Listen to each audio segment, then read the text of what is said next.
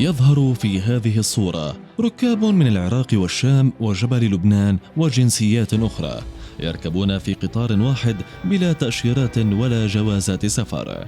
هكذا كان يتنقل العرب قبل أكثر من قرن عبر قطار الحجاز، ودون سابق إنذار نسف هذا القطار عن بكرة أبيه وتوقف عن العمل.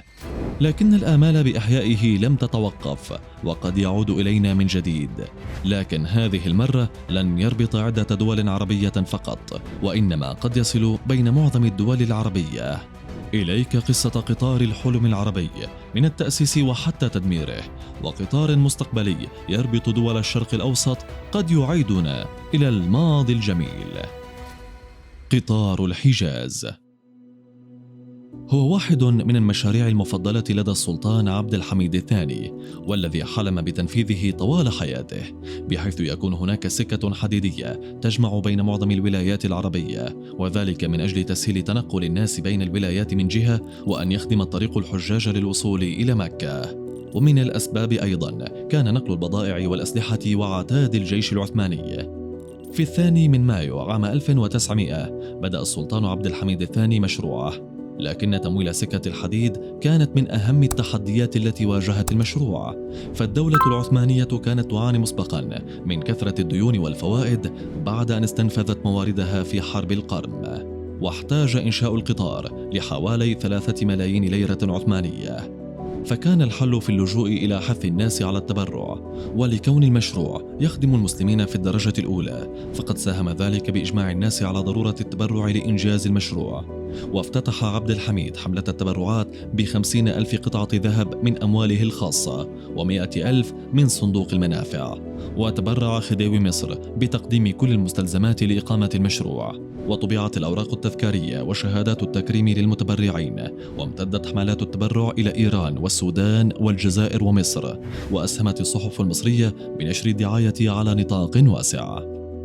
بعد جمع الأموال اللازمة من التبرعات بدأت عملية البناء التي واجهت العديد من التحديات كالكثبان الرملية المتحركة والجبال ونقص المياه.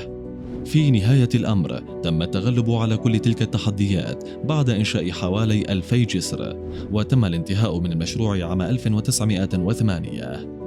امتدت خطوطه لأكثر من 1287 كيلومتر عبر الجبال والصحراء، وبدأ بعملية نقل الحجاج من دمشق إلى المدينة المنورة، وامتدت الخطوط الثانوية إلى حيفا وبيروت. وبدلا من أن تستغرق رحلة الحجاج حوالي 40 يوما، اختصر القطار الوقت إلى 5 أيام فقط. لكن بعد اندلاع الحرب العالمية الأولى بدأ الجيش التركي باستخدام القطار لأغراض عسكرية، فأصبح عرضة للاستهداف من الثوار العرب بقيادة الشريف حسين، وبخطة محكمة من الضابط الإنجليزي لورانس العرب، وجنبا إلى جنب مع الثوار قاموا بتفجير القطار، وخرج عن الخدمة وما زال على حاله إلى يومنا هذا، ولم يبق منه إلا حطامه وعرباته المعطلة التي ما زالت تحتفظ بكراسيها المخملية في متحف عمان. لكن الحلم بإعادة إحيائه ما زال قائما إلى يومنا هذا. سكك حديدية عربية. بعد انهيار الإمبراطورية العثمانية واستقلال دول المنطقة وبداية مرحلة سياسة جديدة مع قدوم الاستعمار، أدى ذلك كله إلى قطع خطوط السكك الحديدية ودخولها في مرحلة الإهمال التام. ومما زاد الأمور تعقيدا هو إغلاق الدولة المستقلة حدودها وتأسيس دولة إسرائيل. وبعد مرور أكثر من 100 عام على تدمير سكة الحجاز قد تعود من جديد في المستقبل القريب. ووفقا لمجلة ذا إيكونوميست البريطانية، إن السكك الحديدية بدأت بالعودة إلى بعض مساراتها، وبدأت الدول العربية بضخ المليارات سنويا من أجل بناء شبكة من السكك الحديدية المتطورة، وذلك لربط المدن ببعضها البعض. وترى المجلة أنه بسبب التغير المناخي وازدياد أعداد السكان، فإن مثل هذه الأمور قد تدفع دول الخليج إلى التفكير بإنشاء سكة تعتمد الطاقة النظيفة وتربط بين دول الخليج العربي. وفي حال تنفيذ هذا المشروع فإن الدول العربية المتبقية قد تنضم إلى الشبكة.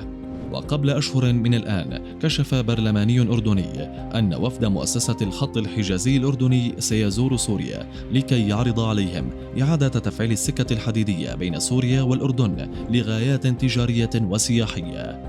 وأشارت المصادر إلى أن الجانب السوري أبدى ترحيبا، وتجري الآن دراسة موسعة حول طريقة بناء الشبكة الجديدة. والآن برأيك، هل يعود قطار الحجاز إلى العمل من جديد؟ وفي حال عاد القطار، كيف سيكون حال الحدود؟